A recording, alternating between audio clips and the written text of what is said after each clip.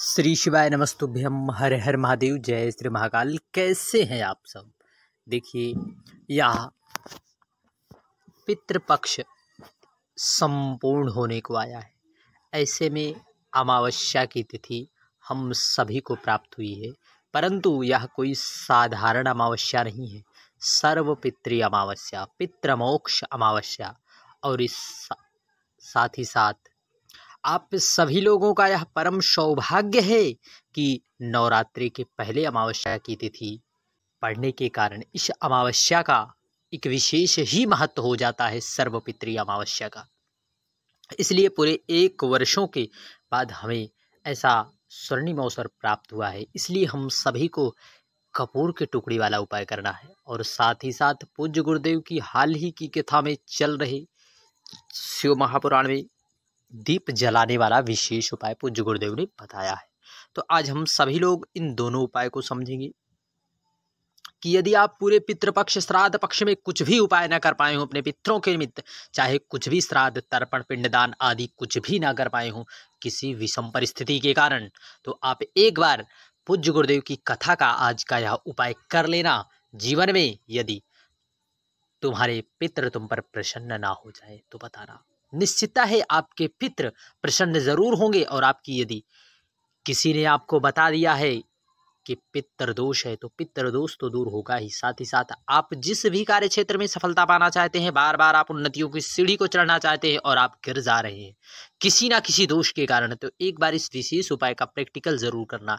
यह कोई यहाँ वहाँ का उपाय नहीं है, पूज्य गुरुदेव की कथा का ही उपाय है। आप सभी लोग जिस प्रकार से पूज्य गुरुदेव की वाणी पर विश्वास करते हैं, उसी प्रकार एक बार इस विशेष उपाय पर दृढ़ विश्वास करना। आपके पितृ आप पर प्रसन्न जरूर होंगे। श्री शिवाय नमस्तुभ्यम। ये देखिए, आपको कटोरी स्क्रीन पर आपको कटोरी दिखाने का प्रयास किया जा रहा है। आपको इस प्रकार से चावल लेना है।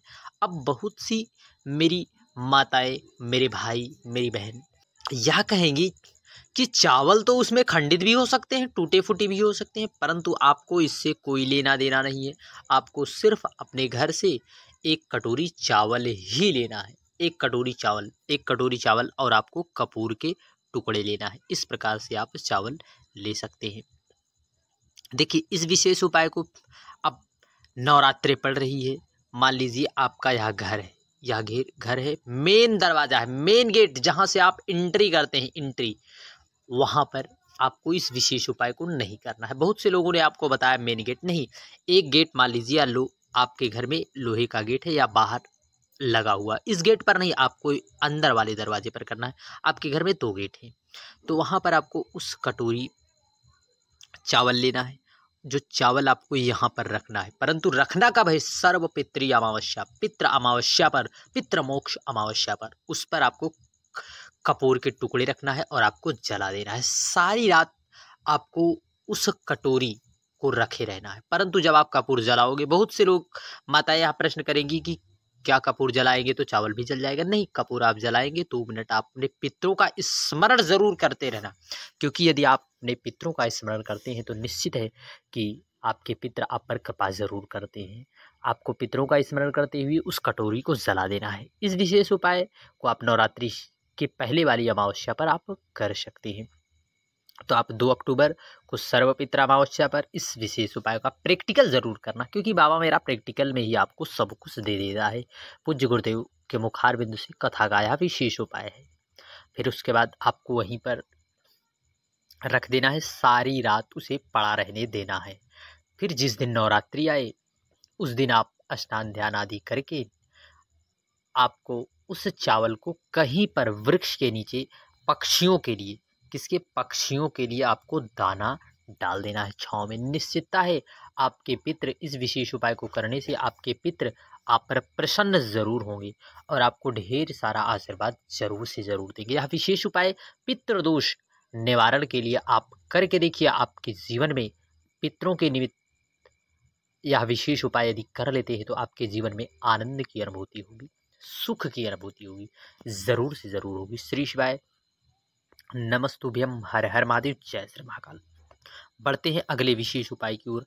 अगले विशेष उपाय में आपको इस प्रकार से एक दीपक तैयार करना है। इस प्रकार से आप एक दीपक तैयार करना है। परंतु पूज्य गुरुदेव की हाल ही की कथा शिव महापुराण में पूज्य गुरुदेव ने साफ साफ बता दिया है कि आपको बत्ती कौन सी लगाना है। देखिए, आपको गोल बत्ती अर्थात फूल वाली बत्ती का आपको प्रयोग बिल्कुल भी नहीं करना है। बहुत सी माताएं बत्ती नहीं मिली तो फूल वाली बत्ती का ही प्रयोग करती हैं, परंतु आपको याद रहे, इस जानकारी को मन मस्तिष्क में गांठ बांध लेना। जब जब हम अमावस्या की तिथि पर अपने पितरों के निमित्त नदी, तालाब, कुआं, बावड़ी, सरोवर या फिर पितरों के तुल्य स्थान पर यदि हम जब दीपदान करते हैं दक्षिण दिशा में, तो बत्ती लंबी होनी चाहिए। कौन सी लंबी? कपास की बत्ती का प्रयोग करिए। अब बहुत से माताएं यहाँ प्रश्न करेंगी कि हम कपास की बत्ती तो लाए, परंतु उसे हम कैसे लगाएं। देखिए, आपको कपास की बत्ती मान लीजिए आप मार्केट से लाए, इस प्रकार से कपास की बत्ती आप लाए, उसे अपने हाथों से स्वरूप जरूर देना, क्योंकि हमारे हाथों से यदि स्वरूप देते हैं तो निश्चितता है यह हमारे द्वारा निर्मित बत्ती हो जाती है। और यदि हमारी कुछ भी क्रियाकलाप किसी भी कार्य में हो जाती है तो निश्चितता है वह कार्य हमारे द्वारा हो जाता है। यदि हम बत्ती अपने हाथों से बनाते हैं तो निश्चितता है वह हम पर जो है उसका अलग ही प्रभाव देखने को मिलेगा। आप एक बार इस विशेष उपाय को जरूर करना जिस प्रकार से पूज्य गुरुदेव ने बताया है। आपको इस प्रकार से बत्ती का स्वरूप देना है, फिर आपको उसे बत्ती को रख देना है, परंतु इसमें डालना है देसी गौ माता का घी। क्या? देशी गौ माता का घी। आप इसे डाल दें। डालने के बाद आपको लेकर पहुंच जाना है किसी भी नदी, तालाब, कुआं, बावड़ी। देखिए, आप किसी भी पवित्र नदी के घाट पर जा सकते हैं, परंतु यह ध्यान रहे इस दीपक को सर्व पितृ अमावस्या, पितृमोक्ष अमावस्या की तिथि पर जो है दक्षिण दिशा की ओर, किस दिशा की ओर? दक्षिण दिशा की ओर दीपक का मुख रहे, बत्ती का मुख रहे।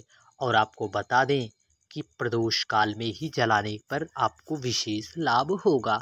इसलिए आप सभी लोग, जितनी भी माताएं मेरी वीडियो देख रही हैं बहनें, वे जो है दक्षिण दिशा में उस दीपक को अवश्य प्रज्वलित करें, क्योंकि जब हम पूरे 16 श्राद्ध के दिन अपने पितरों के निमित्त श्राद्ध, तर्पण आदि विशेष नियम, प्रावधान, कर्मकांड यदि करते हैं तो जो अंतिम दिवस होता है हमारे पितृ जो है अपने पितृलोक को जाते हैं। तो इसलिए यदि हम उनके निमित्त एक दीप कर दान करते हैं, ऐसी मान्यता है कि पितृ किसी नदी, तालाब, कुआं, बावड़ी के निकट ही जाकर जल को ग्रहण करते हैं। इसलिए हमें जल के ही निकट अर्थात सरोवर के निकट हमें दीपदान अवश्य करना चाहिए। इसलिए हमारे शास्त्रों और पुराणों में पूज्य गुरुदेव की कथा में पूज्य गुरुदेव ने भी जो है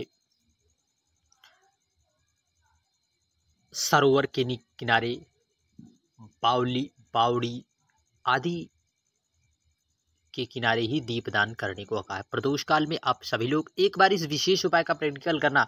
1 वर्ष के बाद ऐसा स्वर्णिम अवसर हमें प्राप्त हुआ है, इसलिए अवसर से आप चूकना मत। श्री शिवाय नमस्तुभ्यम। हर हर महादेव। जय श्री महाकाल। वीडियो की जानकारी उपयोगी लगे चैनल को जरूर सब्सक्राइब करें, कमेंट में हर हर महादेव जरूर लिखें। परंतु यदि आप विषम परिस्थिति है, आपके पास मान लीजिए तालाब, कुआं, बावड़ी आदि नहीं है, आप बहुत परेशान हैं और आप अपने पितरों के निमित्त दीपदान करना चाहते हैं, तो आपको किसी भी वृक्ष, पीपल वृक्ष और बेल वृक्ष, वट वृक्ष, यह हमारे शास्त्रों और पुराणों में पितरों के तुल्य बताए गए हैं, तो आपको यहाँ पर दीपदान कर देना है। यदि ना हो पाए तो आप अपने घर के जहाँ पर जल रखा जाता है, आरो है, वहाँ पर आप दीपदान कर सकते हैं, या फिर किसी भी बड़े पात्र में आप जल डालकर भरकर उसी के सन्मुख उसे नदी, तालाब, कुआं, बावड़ी मानकर दीपदान पितरों के निमित्त जरूर करें।